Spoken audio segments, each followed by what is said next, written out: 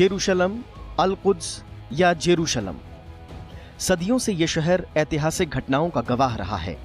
यह दुनिया के 3 प्रमुख धर्मों यहूदियत, ईसाईयत और इस्लाम की आस्था का केंद्र है। इस शहर के आंगन में ये तीनों धर्म परवान चढ़े हैं। हालांकि मौजूदा हालात में यह मानना मुश्किल है कि इन तीनों धर्मों में किसी बात पर एकता भी हो सकती है, लेकिन यह भी सच है कि सैकड़ों बिंदु हैं जहां ये तीनों धर्म एक नजर आते हैं। इनमें से कई बिंदु यरूशलम में हैं, और जो एक चीज तीनों धर्मों को जोड़ती है वो है पैगंबर इब्राहिम, जो इन तीनों के ही पितामह हैं। मुसलमान सब जुडाइज़म के लिए, क्रिश्चियनिटी के लिए, फिर उसके बाद मुसलमानों के लिए, तो तीनों का ये धार्मिक स्थल है वहाँ पे। और इसी वजह से वहाँ पे जो क्रिश्चियन है वो मुसलमानों के साथ मिलके, अरबों के साथ मिलके लड़ाई भी लड़ रहे हैं कि वो चाहते हैं कि पैलेस्टाइन में ही रहना चाहिए। वो अपने को स्वयं पैलेस्टीनियन कहते हैं। आदम, नूह, लूत, सुलेमान, याकूब, जकरिया, सालेह, खिज्र, दाऊद, अय्यूब, इसाक, इस्माइल और मूसा समेत तमाम पैगंबर हैं जिनकी तीनों ही धर्मों में बराबर मान्यता है। तोराह की तमाम कहानियां बाइबल में और इन दोनों के तमाम किस्से और नबियों के कारनामे कुरान में जस के तस रख दिए गए हैं। सारा और हाजरा तीनों धर्मों में विशेष स्थान रखती हैं। कुरान में ईसा की मां मरियम पर एक पूरा सूरा है। इसके अलावा कई जगह न सिर्फ तीनों धर्मों के धर्मस्थल बल्कि धार्मिक प्रतीक और पूजा पद्धतियां भी मेल खाती हैं। हिब्रू का शलोम अरबी में सलाम हो जाता है। यहूदियों की टोपी वेटिकन में थोड़ी बड़ी तो अरबों में थोड़ा और बड़ी हो जाती है। यरूशलेम में आकर तीनों ही धर्मों की आस्थाएं चरम पर होती हैं। जो यरूशलेम तीनों धर्मों को जोड़ सकता था, वही अब तीनों के बीच विवाद का केंद्र बन जाता है। इन तीनों मजहबों का वहाँ पर बड़ा अच्छा बेस है उस जगह पर, और इन तीनों मजहबों की बहुत ही अहम और पूरी दुनिया में जिसे कहा जाए सबसे महत्वपूर्ण उनकी मस्जिद भी है, चर्च भी है, और जूस का जो टेम्पल हैं वो भी वहाँ पर जेरूसलम में मौजूद हैं। धर्म के नाम पर झगड़ा इनके लिए नया नहीं है। इजराइल के जन्म से बहुत पहले इन तीनों के बीच कई युद्ध और धर्म युद्ध हुए।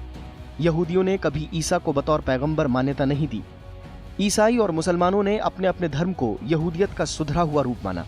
यानी विवाद की वजहें न कम है और न नई। अब इजराइल यरूशलेम को अपनी राजधानी घोषित कर चुका है और अमेरिका ने इसे मान्यता भी दे दी है। अंतर्राष्ट्रीय बिरादरी इस मुद्दे पर इन दोनों से अलग राय रखती है। संयुक्त राष्ट्र 1967 के युद्ध और इसके बाद कब्जा किए गए इलाकों पर इजराइल का हक नहीं मानता। ये क्रिश्चियनिटी के लिए बहुत इम्पोर्टेंट हो जाता है, क्योंकि जीसस से भी ये जुड़ा हुआ गॉस्पल का मामला है। फिर उसके अलावा ये भी बहुत से क्रिश्चियनों का मानना है, इवन मुसलमान का भी, बहुत से मुसलमानों का भी मानना है कि दोबारा से जब हज़रत ईसा आएंगे तो वहाँ वो अपनी स्टेट, वहाँ पे किंगशिप उनकी इस्टेब्लिश होगी, और फिर वहाँ पे उसके बाद फिर उस समय के बाद डे ऑफ जजमेंट होगा। अंतर्राष्ट्रीय बिरादरी का मानना है कि यरूशलेम किसी एक देश या धर्म का नहीं हो सकता। यरूशलेम के जिस सुलेमानी मंदिर को यहूदी अपना केंद्र मानते हैं, उस पर ईसाई और मुसलमानों का भी उतना ही दावा है। यरूशलेम में 158 गिरजाघर और 73 मस्जिदें हैं जो इन दोनों धर्मों की इस शहर पर दावेदारी बनाए रखती हैं। यानी विवाद इतना सीधा नहीं है जितना अमेरिकी राष्ट्रपति डोनाल्ड ट्रंप और इजरायली प्रधानमंत्री बेंजामिन नेतन्याहू साबित करना चाहते हैं। फिलहाल अमेरिकी दूतावास पूर्वी यरूशलेम समेत पूरे शहर पर इजरायल का कब्जा साबित करने की कोशिश में है। डोनाल्ड ट्रंप का मानना है कि इससे मध्य एशिया के कई विवाद खत्म हो जाएंगे। इधर यूरोपीय देशों समेत पूरी दुनिया मान रही है कि ये नए विवादों को जन्म देगा। इस लिहाज से मध्य एशिया में अभी शांति की उम्मीद करना जल्दबाजी होगी। वैसे भी पैगंबर इब्राहिम के वंशजों में आसानी से फैसले नहीं होते और न ही ये आसानी से किसी के फैसले मानते हैं। अंकिता के साथ जैगम मुर्तजा, राज्यसभा टीवी। दुनिया में शायद ही कोई ऐसा शहर होगा जिसके लिए इतना खून बहा। यरूशलेम पर कब्जे की ये कहानी शताब्दियों पुरानी है। दुनिया की कोई ताकत इस विवाद का अंत करने में कामयाब नहीं हो पाई। बीते कुछ वर्षों में यहाँ यथास्थिति बनी हुई थी, लेकिन अमेरिकी राष्ट्रपति डोनाल्ड ट्रंप ने यरूशलेम को इजरायल की राजधानी के तौर पर मान्यता देकर विवादों को हवा दे दी। दरअसल इजरायल ने 1980 में कानून के तहत यरूशलेम को अपनी राजधानी घोषित किया, लेकिन संयुक्त राष्ट्र समेत दुनिया के देशों ने उसे मान्यता नहीं दी। तमाम देशों ने अपने दूतावास तेल अवीव में स्थापित कर लिए, जो यरूशलेम से करीब 70 किलोमीटर दूर है। हालांकि इजरायली प्रधानमंत्री का निवास और कार्यालय भी यरूशलेम में ही है। देश की संसद और सुप्रीम कोर्ट भी वहीं से चलती है। हालांकि हमें यह भी समझना होगा कि ट्रंप ने यह फैसला क्यों लिया। दरअसल उनके इस फैसले के मायने उनके चुनाव से जुड़े हुए हैं। अमेरिका में यहूदी वोटर्स पर ट्रंप की नजर पहले से थी। यहाँ तक कि घोषणा पत्र में भी इस मुद्दे का जिक्र किया गया। माना जाता है कि ट्रंप को वोट देने वाले कंजर्वेटिव्स और इवांजेलिक ईसाइयों के लिए ये कदम बहुत मायने रखता है। अमेरिका का एक बड़ा तबका इजराइल के पक्ष में रहा है और अंतर्राष्ट्रीय राजनीति में अमेरिका और इजराइल के रिश्ते किसी से छिपे नहीं हैं। अंतर्राष्ट्रीय स्तर पर इजराइल अमेरिका का बड़ा सहयोगी माना जाता है। खासकर मध्य पूर्व में सामरिक और राजनीतिक मसलों पर इजराइल अमेरिका का सबसे बड़ा सहयोगी है। दोनों के बीच सैन्य और तकनीकी मामलों में भी बेहद खास रिश्ते हैं। जब राष्ट्रपति ट्रंप अपनी इलेक्शन कैंपेनिंग कर रहे थे तो तब उन्होंने कहा था जो अगर वो चुने गए, राष्ट्रपति बन गए, तो फिर अपनी राजधानी है उसको वो तेल अवीव से यरूशलेम ले जाएंगे। और उन्होंने वही किया। पिछले साल 7 दिसंबर को उन्होंने ये घोषणा की, जो वो बहुत ही जल्दी अपनी राजधानी, अपनी जो एम्बेसी है उसको तेल अवीव से लेकर यरूशलेम जाएंगे। यह ये भी समझना होगा कि फैसला ट्रंप शासनकाल या अमेरिका में पहली बार नहीं लिया गया। दरअसल अमेरिका में साल 1995 के कानून के तहत यह फैसला ले लिया गया था। इस कानून के तहत अमेरिका का इजरायली दूतावास यरूशलेम में होना चाहिए। 1995 में अमेरिकी कांग्रेस ने यरूशलेम दूतावास कानून पारित किया। हालांकि अमेरिका ने कभी भी यह कानून लागू नहीं किया था। बिल क्लिंटन से लेकर जॉर्ज बुश और बराक ओबामा तक सभी राष्ट्रपति इस कानून से छूट लेने वाले दस्तावेज पर हर 6 महीने में हस्ताक्षर करते रहे। दरअसल कानून पास करने के बावजूद अमेरिका नहीं चाहता था कि वो यरूशलेम की यथास्थिति भंग करे, लेकिन ट्रंप ने यह फैसला कर इलाके में पुराने विवाद को ताजा कर दिया। हालांकि ट्रंप के इस फैसले का विरोध उनके सहयोगी देशों ने भी किया। फ्रांस ने इलाके में शांति के लिए इस फैसले को खारिज कर दिया। ब्रिटेन ने इसे एक तरफा फैसला बताते हुए कहा कि यरूशलेम को फिलिस्तीन और इजराइल के बीच बांटना चाहिए। अरब देशों में तो स्वाभाविक तौर पर गुस्सा फूट पड़ा और अमेरिका के इस फैसले के खिलाफ लोग सड़कों पर उतर आए। अमेरिका का सहयोगी माने जाने वाला सऊदी अरब ने भी इस फैसले की आलोचना की। इसके बावजूद ट्रंप ने यह फैसला लेकर इजराइल को खुश करने की कोशिश की। अमेरिकन इंटरेस्ट जितने हैं उसको वो प्रोटेक्ट करता है और उनको प्रमोट करता है उस क्षेत्र में। और फिर उसके अलावा ये भी है कि इजराइल से एक स्पेशल रिलेशनशिप इस कारण बन गया है। और अमेरिका के अंदर भी एक बहुत बड़ी संख्या में जूइश पॉपुलेशन है और वहाँ पे दूसरे जो उसके बड़े सिंपैथाइजर्स भी हैं अमेरिका में। यहाँ एक और दिलचस्प और महत्वपूर्ण सवाल ये है कि क्या अमेरिका ऐसा करने वाला अकेला देश है। आपको बताएं कि अमेरिका के इस फैसले के बाद लैटिन अमेरिकी देश ग्वाटेमाला और पराग्वे ने भी अपने दूतावास यरूशलेम में स्थापित करने का फैसला किया है, जबकि होंडुरास की संसद में भी इससे जुड़ा एक प्रस्ताव पारित हो चुका है। वहीं चेक रिपब्लिक ने भी कुछ इसी तरह के संकेत दिए हैं।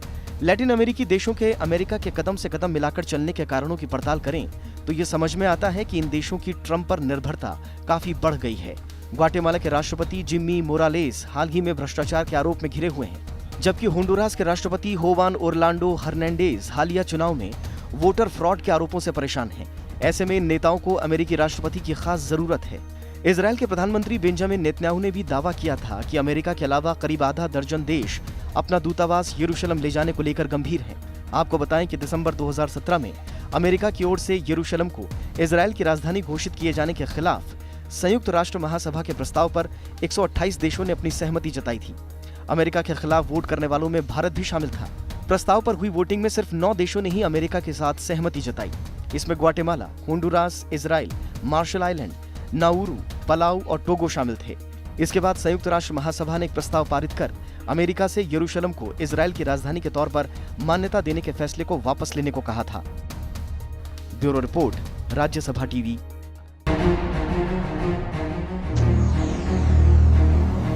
विवाद का इतिहास काफी पेचीदा है।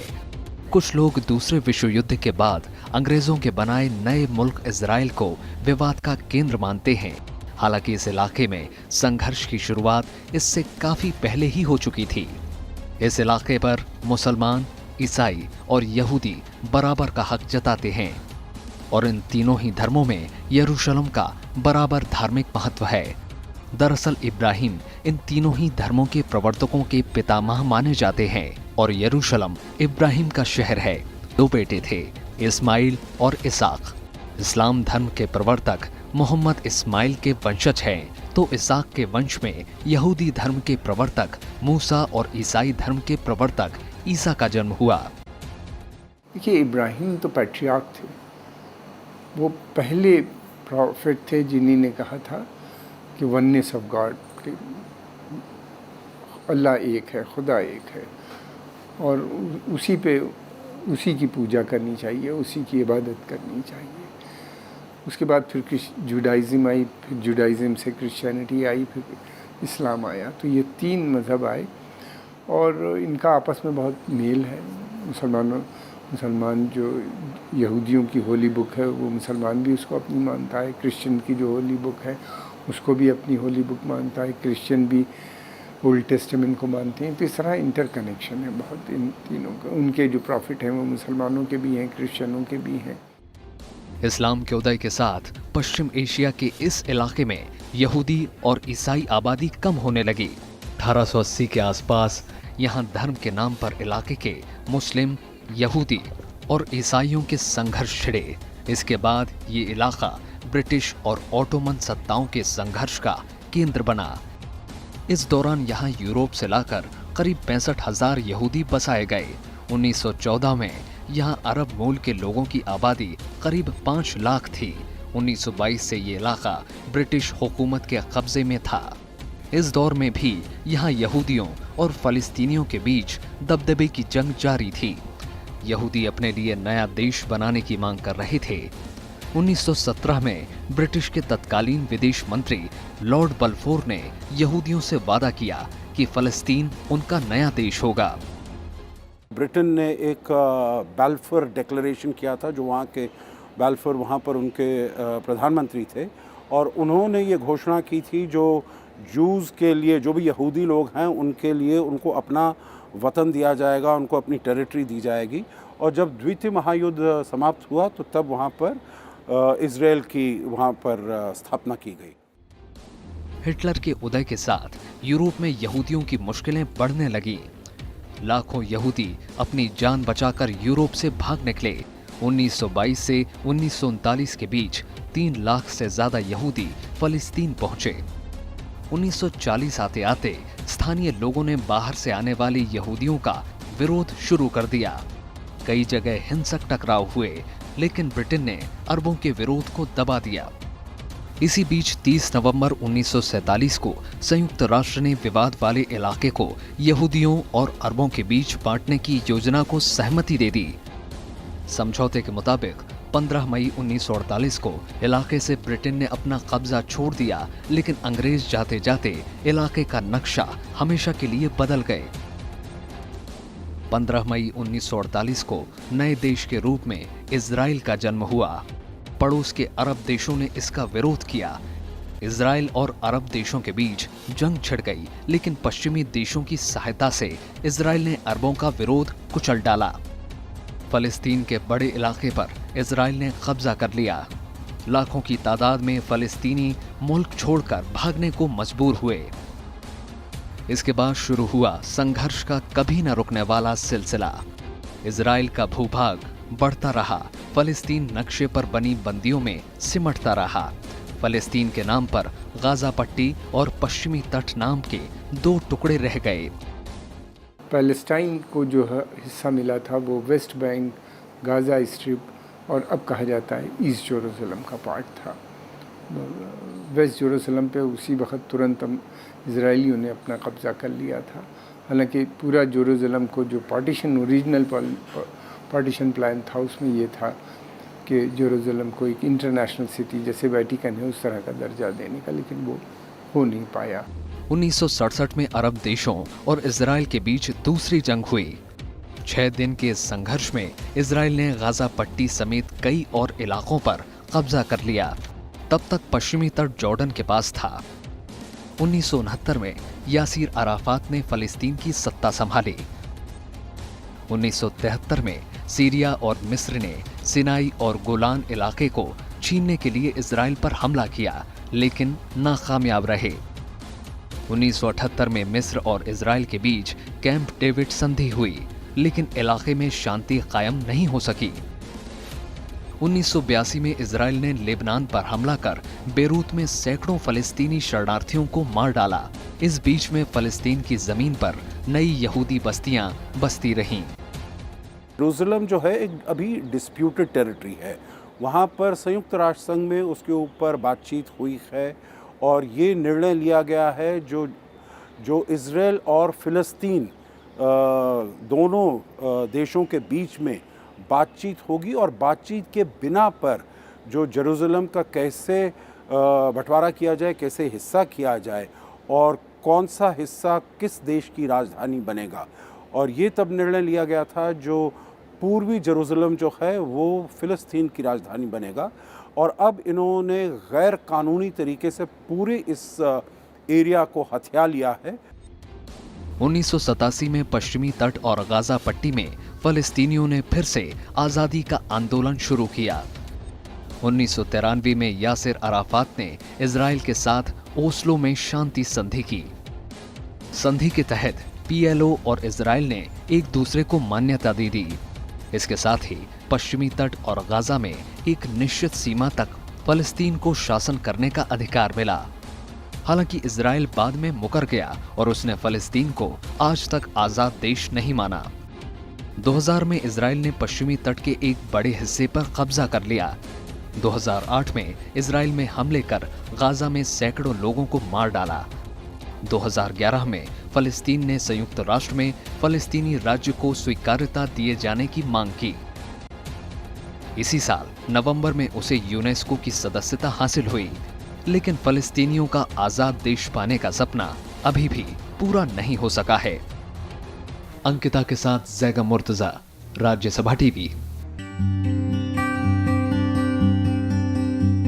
यरूशलेम दुनिया का सबसे पुराना और पवित्र शहरों में से एक।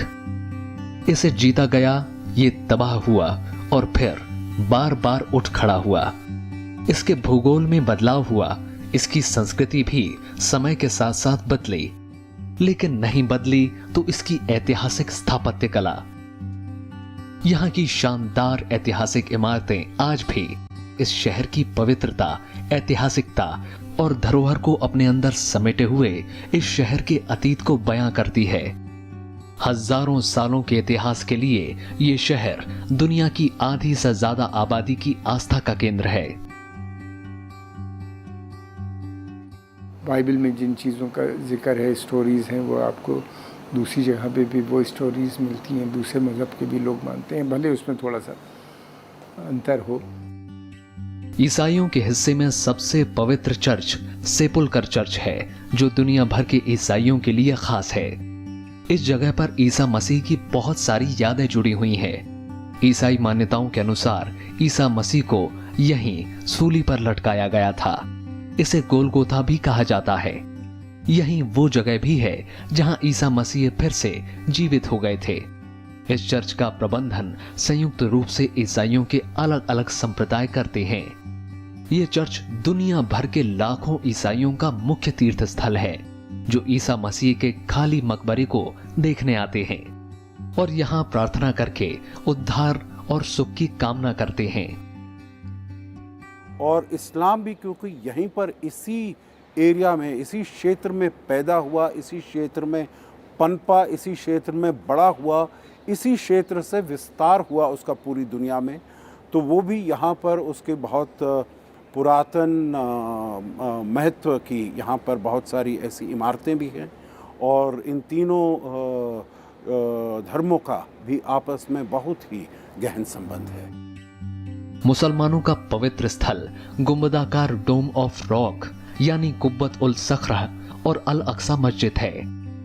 ये एक पठार पर स्थित है, जिसे मुस्लिम हरम अल शरीफ या पवित्र स्थान कहते हैं। यह मस्जिद इस्लाम की तीसरी सबसे पवित्र जगह मानी जाती है।